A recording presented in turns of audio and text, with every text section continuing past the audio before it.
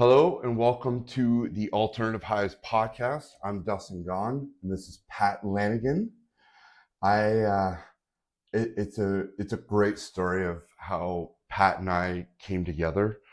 I'm gonna get you to chime in on a few parts. Oh yeah. But the most beautiful way to start this is 2 years ago, May the 1st. It's already been 2 years, eh? That's crazy to think. I looked up our thing because I wanted to talk about it because I think it's one of the coolest things anybody's ever done. I've never been a part of something like this, but to put some context to what I'm talking about, 2 years ago, Pat's mother was following me on my Facebook walking group page, and I was posting just a picture of me in my walking group every day, and wasn't anything crazy. It was just because I just sobered up and I was never supposed to walk again. So I was trying to walk the line of inspirational, wanting to get. No pun intended. Eh?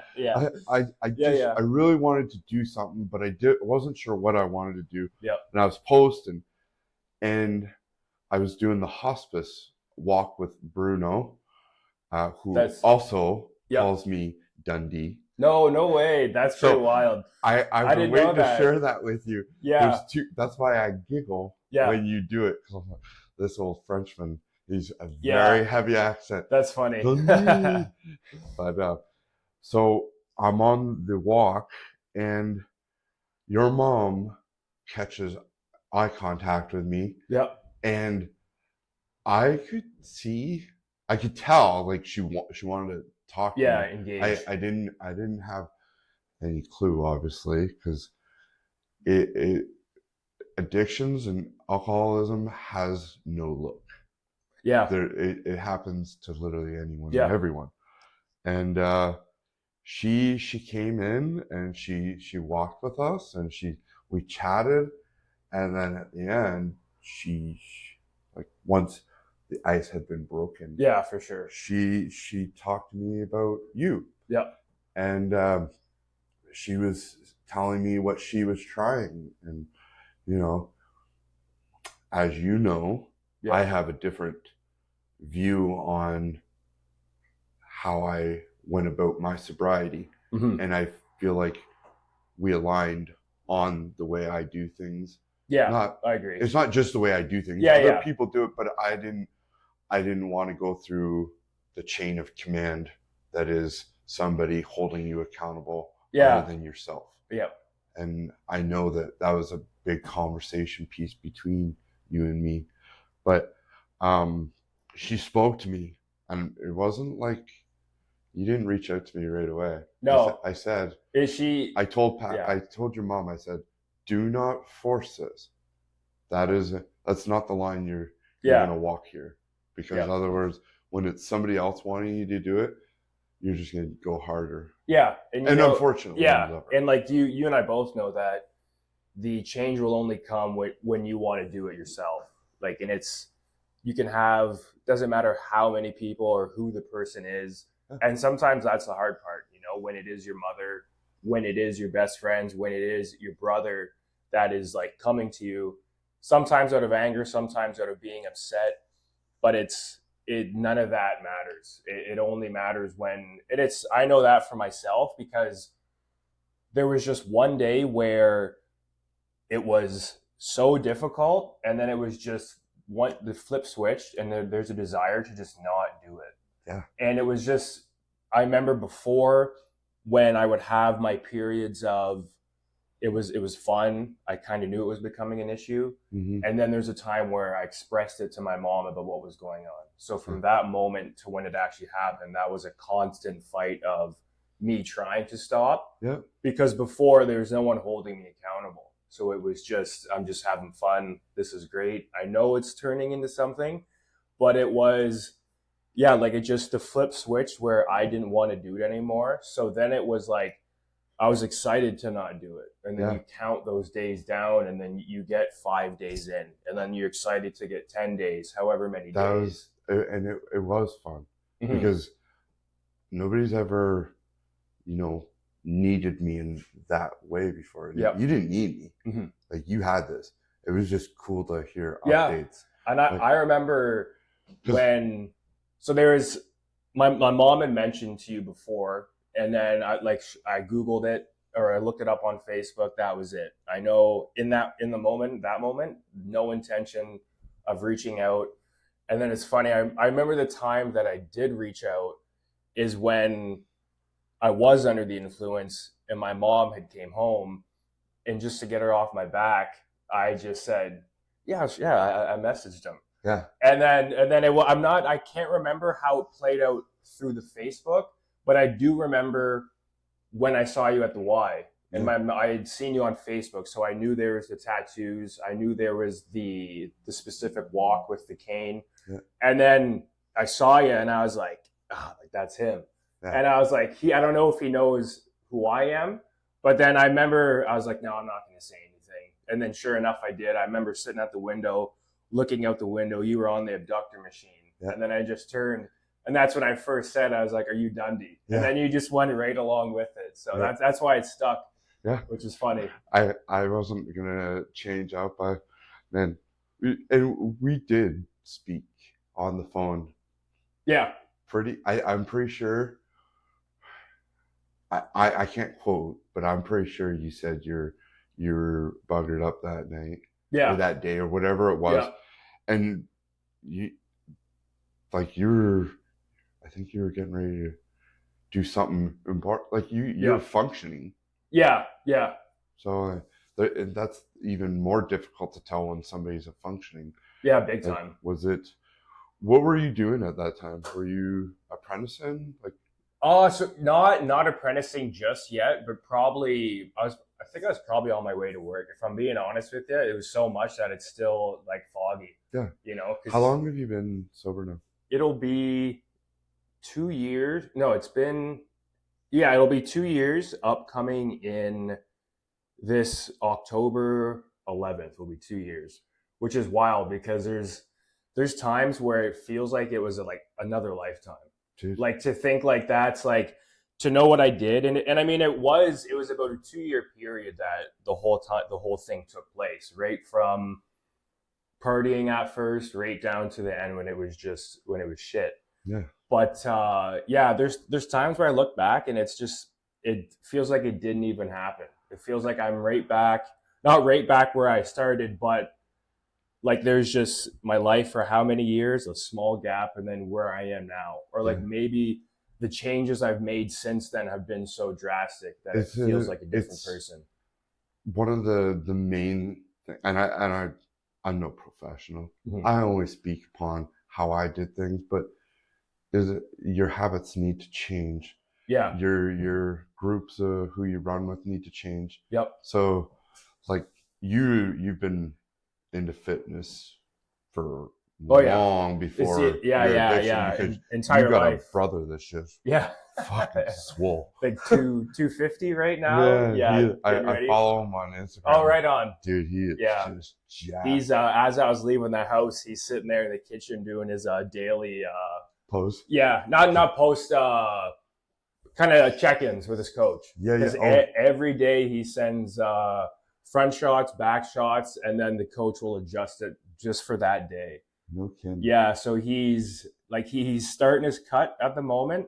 He was up to 270. That's as high as he got, which is just... Your brother can reach weight of 270? Yeah, he was 272 at full bulk, and he had just started coming down in weight. I want to say like he'd started, usually it's a 16-week cut. I think he's maybe doing like... When's this show? I believe in October, November.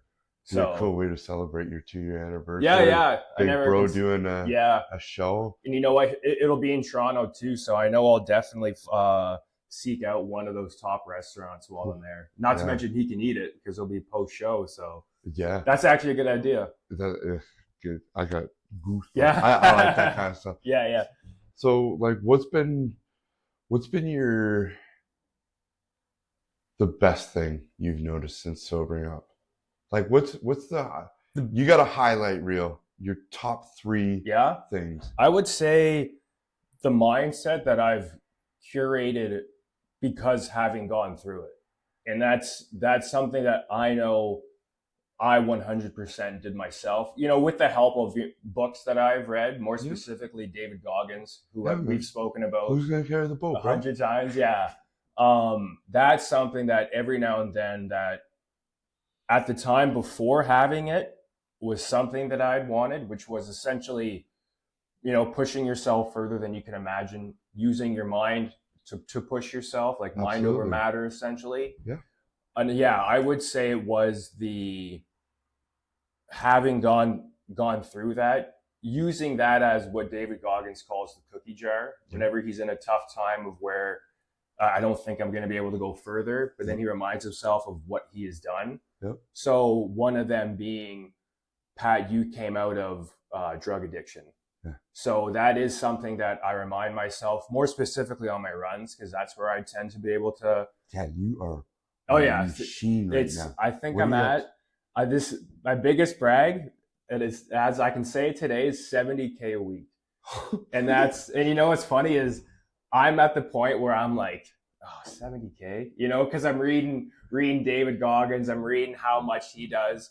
And I can choose to use that as discouragement, or I can use it as just fuel. And that's what I do. So what's the goal then? How many kilometers a week you want to get up to? Next goal is 100. So we'll that just seems so, okay. Break it up, simple math. Is that just your 10 kilometers a day? Yeah. Or do you take a day? That's what it usually comes out to. But you know what? I took a rest day this week. I went and ran 14 the day after, even though I told myself I wanted to do 10.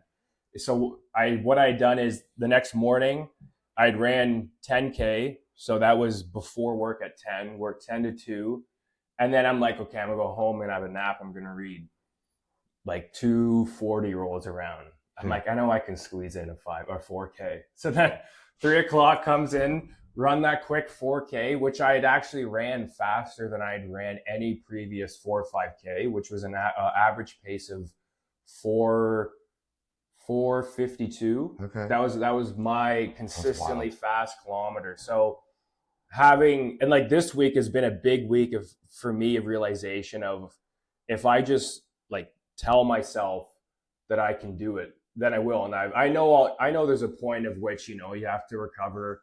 Oh yeah. But if I go out and run my 10K today, I come back, I'll know I'll be a little bit sore, but I know like I did it. So just to be able to be like, just almost be surprised at the fact that I'd done it is just still is another aspect as to why I do it. And do you remember Eminem when he first went into sobriety? Yep. His thing was running too. Oh, I didn't know that. And he just ran till he put himself in the hospital. Yeah.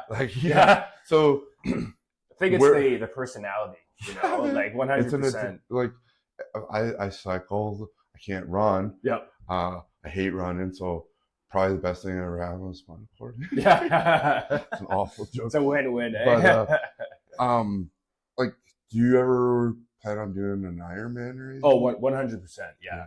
So I got first half marathon I'd ran June 15th. That was in London. I wanted to keep it under, and you know what? Look, it's looking back on it. I had, 4 months prior, I find some 4-month prep. I didn't think I did any of that prep. You're supposed to, gradually up the weekly kilometers. Huh?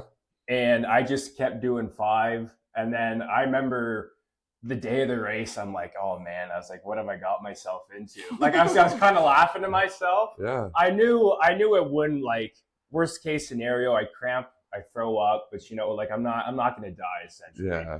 So sure enough, I get to the race. I get to kilometer 7 or to 8 was just like, oh man, is this how the rest of the race is going to go?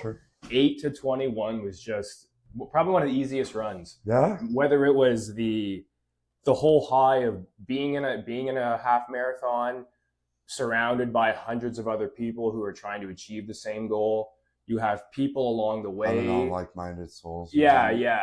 A lot. You have people along the way that are kind of like cheering you on. Yeah. Not to mention they see your name on your shirt, so they call you out by name, which that little personalization just kind of fires you up That's interesting. yeah, a little bit more. There's So yeah, I ran it, and I wanted to keep it under a 6 kilometer pace, which I got 5:55.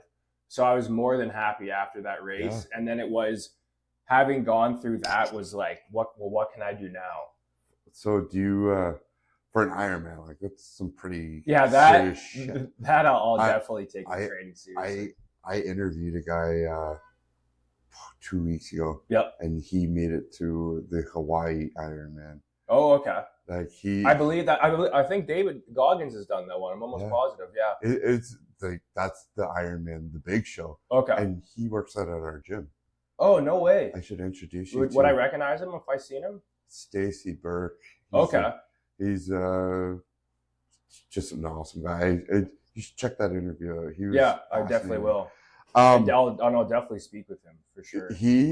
I'm the guy at the gym. Like, I'll chat it up for a minute, but we got some things to take care of. Yeah. I've never sat down at the gym on the tire on the turf. Yep. I sat on that thing for 2.5 hours and listened to the man speak. That's awesome. That I had to interview him. Yeah, I was just gonna say you pretty much already did your first podcast. He was just so fascinating. He's a doctor. He was an Ironman. He's man. Everything that he was doing. I say Ironman. I don't have an interest in the world to be the first spinal cord injury man to try and do that either. It's not a thing for me. Yeah. But so let's go back to the highlight reel. There's 2 more things. Yeah. So what I say, mindset. 2. What was the question again? What's your favorite parts of this new version of you? That's you're in 10 months into. I would say now would be the vision of what I want from myself. Yeah. Having the clarity to find out what I want to do. And now that I found it, which for me is work at the best restaurants in the world. I want to go in. Yeah. That's where I'm trying to lead into. I'm so fascinated with your apprenticeship. Thank you. More specifically, Canoe, which is in Toronto, downtown Toronto. I would love to be downtown Toronto. I'm all about manifesting things. Yeah. You put that energy into the world. And I visualize it. I visualize it every day. I have it written down, affirmations written down that just, reaffirm that mindset to just keep me going. Yeah. As each day I wake up, I tell myself you're one day closer. Yeah. Which is still going to be at least 2 years just so I can finish my apprenticeship, which is part-time for 2 years. So I know there's at least 2 years here. And, sometimes it's bittersweet where I'm like, oh man, 2 years. Like I want it right now. But then I know. How old are you? 26 or 27. 27. Yep. So you'll be under 30. Yep. Still big moment. Yeah. Own these moments here in the community now, because once you blow up, it's you'll become a very, very busy man, I'm sure. Oh, for sure. I've seen the pictures of the food this man's done, and it's wild. Thank you, Dundee. Appreciate it. How did you get to that? Creating that? I love food. Yeah. I got a beautiful kitchen. I like to cook in. Yep. It's funny. It's anytime I go to anyone's kitchen, I just imagine oh man, it'd be great to make a meal here. Or if this was my kitchen, I want you to come back. I do my Thursday night friend meals. Yeah. And I would love to have you. I actually was trying to put together a gala. Mm-hmm. And I really want you to head up that with me. Yeah, and I definitely would, 100%. I just got the venue this week too. Yeah, that's is it the golf course? Oh, right. Sorry, I don't know why I had the Kent Club in my head. No, I thought about it. You suggested it. Yeah. We'll go on that later. Yeah. But okay. So there's 2. So let me see. Cooking. What about now? Been a lot of you and your family are already pretty close. Did it bring you guys any closer? Yeah, definitely. My mom and I, like, we are close, but like I tend to be more keep stuff in. Hmm. Not even like intentionally. There's just I never feel the need to like say specific things. Hmm. Whereas my brother, like he tells my mom everything. Yeah. Every like the good, the bad, every little thing going Very on in his honest. life. And I know for sure, having gone through that with my mom, definitely, and like even you know what the main thing was a testament of what I would believe. I'd like to think any mom, but in this case, my mom, Hmm. how far love can go, Oh, it's and wild. what you know, what the sacrifices that will be made, the lengths that will be gone to try and help, which essentially like her son, which was me. Looking back on that now, knowing all the tough times I put her through, but never once did it ever affect her drive to help me. Yeah. So that is like to look, and I hope that I like that's what I want to be as a parent. What Yeah. like 100%. And what it's done is actually is given me an understanding of how to approach specific topics now with my Yeah. own children. Yeah. Knowing what works, you know, rather than maybe being assertive, like less assertive. Obviously, some assertiveness, Hmm. less assertive, more understanding and more love, Yeah. because I know what that did for me. Yeah. And like I said, just the biggest thing that I'll take from that is how I will now going forward with any relationship, Oh yeah. but more specifically my children. I've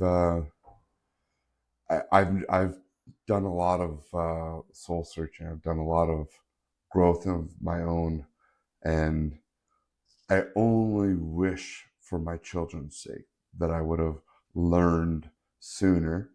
However, Yep. we're at where we're at now. Yeah. I've got a almost 20-year-old son who I spent more time with this summer and learned and taught more in this summer than I have Yeah. in a lifetime with him. Um, Do you he's mind? off. Do you mind if I add something to that? Yeah. So I'm a huge and firm believer of everything happens for a reason, and I mean, despite how shitty it may have been before, I truly believe that in your case that it was what you guys have gone through was supposed to happen because it took you to this realization, and then like you had just said, now you just spent more time and taught him more than you've ever have in your Hmm. entire life, and you've got how many more decades ahead of you? Yeah. So It's. I like that. I appreciate yeah, that. of course. He's he's off to London. He's moving to London. Uh, he's done this. I'm excited for him. And now, I've got a 17-year-old Yeah. daughter she turns 17 next week. So, um, hopefully this is a year of, she's me to a T right down Oh to yeah. the way she dresses. So That's she's awesome. pretty amazing. Yeah. It's, is that fatherhood something you look forward to? Yeah, 100%. Because I Yeah. don't ever hear too many people, and I don't want to walk that line with you and make you No, uncomfortable because no I worries, know, not at and all. I don't want to put pressure on anything. Yep. It's one of the things.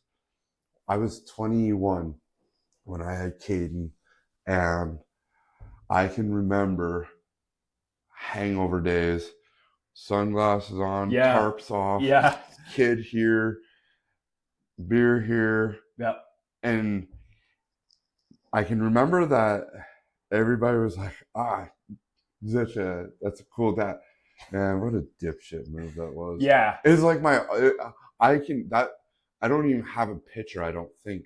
Mhm. I can visualize it plain as day. Yeah. And it was just one of those things, man. Yeah, just So embedded in you. Yeah, I get you. like the fact that you have that mindset and you have this already predetermined notion of how you want to raise your kid, Mhm. you're fucking Yeah, way yeah. ahead of the game. Like I was so far I behind. appreciate that. I couldn't afford to give them cool things. Somehow could afford to party. Yeah, it was Yeah. a weird time. Mhm. We were back in the early, and it's funny to say the early 2000s because it doesn't seem like that long ago. But Yeah. When you my salary was $250 a week when I damn. was first a father. Yeah. Like, and it was plus commission. So like, if you're hungry enough, you work Yeah, hard. for sure. So, and I obviously did, but it's fun to hear somebody be excited that doesn't have it. Yeah. But so what's the third? Third, it was the Right, we talked yeah. about it. Yeah. Okay. In your next chapter, Mhm. 29, you get into downtown Toronto. Mhm. Doesn't go exactly to where you're manifesting right now. I ain't Yep. putting bad juju out. Maybe perhaps your own thing though. Yes. Well, yeah, one that definitely is in the works, and it Yeah. was going to come after Yeah. simply so that I can see how it's actually done with, because Okay. I like what I'm doing right now, but there's I guarantee you there hasn't been a meal I've put up where I'm 100% satisfied. Really. My own biggest critic, which I wouldn't give up for the Yeah. world. I believe it's a positive thing, and Dude. I've had times where I've had a post up for 10 minutes and I delete it and I'm like, I can do better. And then the following week I go and I make that exact same meal. Maybe I tweak a few ingredients. Sometimes I leave it the same. It's just the plating. I know I can make it better. Yeah. So the idea when going up to these restaurants is to simply gain as much knowledge as I possibly can and form that into my own. Which I would like to do a private dining service. Yeah. And I've pondered restaurant. I think I knowing myself, I think I'll get to that private dining service, and then I think it'll be like, all right, now let's do the restaurant. Yeah. But yeah, at the moment. So what's a private dining service? So private dining service would be, I would have someone reach out to me. They'll be hosting, I would imagine more specifically in Toronto, a lot of business meetings, a lot of high clientele getting together to discuss business. But it can be anything. Anyone who just needs essentially a small number of people catered. Okay. And why I say small is because I think when you tend to, I want to always be there and be in charge when the service is taking place. But if I have 100 plates going out, there's no way I can have eyes on 100 plates. So if I do maybe 30, and obviously with the help of other people, I can, quality control goes through me and I make sure every plate is going out 110%. Mm-hmm. So someone would reach out to me. We would discuss how many people, how many courses. Maybe they say, it's all up to you. You do what you want. Maybe they express some dietary needs that I'll accommodate for. But essentially is I'm going to this person's kitchen. Sometimes I haven't really dug into it deep enough or how it works, but sometimes the client will pay for all the ingredients. Okay. So I'm getting straight profit and just my time is just being used. Absolutely. Yeah. So you charge. Very interesting. Yeah. Maybe like depending, and it's charged by person. $20 a person, 30, 50, depending on what they're asking for. And yeah, I go there, cook the meals, I bring it out to everyone. For myself, I would definitely go through a whole spiel of what they're eating, where they got their ingredients from, just to immerse them in the experience of just something to elevate and separate myself. You're very well spoken too. Thank you. It would be great. Appreciate it. Yeah. Get that like that deep country voice. Thank you. I appreciate that. So but yeah, and then you just, you go and cook for some people. I'm gonna use you on these services. Yeah, I got love a few that. things I want to get together with you on. Yeah. So what's the goal? You got anything for this year you want to accomplish? Yeah, so I got definitely full marathon by the end of this year. I have 2 half marathons one scheduled September 21st. Okay. That'll be in London at the Springbank Field, Okay. right beside Storybook Gardens. Okay. And it's funny, it's a 2.2 kilometer loop. However many times that comes out to 21K. Oh my God. You're doing that like 10 times? Yeah. So like, now I know mentally I've ran on a track before and it was just brutal. Like I finished the 10K, but it was just like, I was almost frustrated. I was like, Dude, why did I even do this? I'll tell you a really funny story. Yeah. So when I was doing my walking group, How I Met Your Mom, we did a 20-day or a 25-day 100-kilometer. And I mean, I kicked the shit out of it. I think I did hundreds of kilometers. I ended up doing thousands that summer. No way. Just toot my own horn. Yeah. No big. So at the end of it, this guy who was helping me with it, Ben Lavity, great man. He does marathons. I know who that guy is. Yeah. I know of him through gym, like different gyms and whatnot. Yeah, well, he does a lot of fitness. I know the name, yeah. But he does a lot of his things running too. Okay. So he's got 42 tattooed on the back, or 40. What is it? 40. Oh, for full marathon? 42. Yeah. So he's got a tattoo. So at the end of the walk, he says, "Why don't you do a half marathon?" And I'm like, "No." Yeah. He's like, "But it'll help you to get eyes." We did Mud Creek. No way. It took me 12 hours. Really? We started at 4 a.m. Yeah. And we were like 2 in the afternoon. That's awesome, though. I done my half marathon. I love that kind of stuff, though. There's so many people that came out. Oh, okay. People were phenomenal. rooting me on. Like, he was doing check-ins. He was like, asking me how I feel. Like, so as much as it was like $1 million bill or 100. Yeah. That's awesome, though. I love. There's something called like a backyard ultra. Yeah. Where it's where a couple people get together, unorganized. No one's putting it on, no medals, no nothing. Yeah. And we have a specific amount of time, and I think it's like they do 6 kilometers every hour. Yeah. Until they get to, or however they just keep doing it. Yeah. But yeah, it's just like people will do that. But I love the idea of, you're almost like, it's so like massive in your mind to do this thing, but it's like this isn't organized, this isn't nothing. Oh my God. This is just me by myself with someone, but then people showed up, which is even better. We had a massive amount of people. Yeah. And then like I finished it. That was the day, actually, Bruno brought a bicycle. Okay. That was the day I learned how to ride a bicycle. That after it? Yep. That's but cool. I had to go home and go to bed. Oh, for sure. And then that night, he was putting on the 5K every Thursday night. He did a 5K with the group, and he went to great lengths to make it fun for everybody. Yeah. He bought the big blow up finish line. Oh, okay. That's awesome. It was awesome. Yeah. And he's like, "That's great.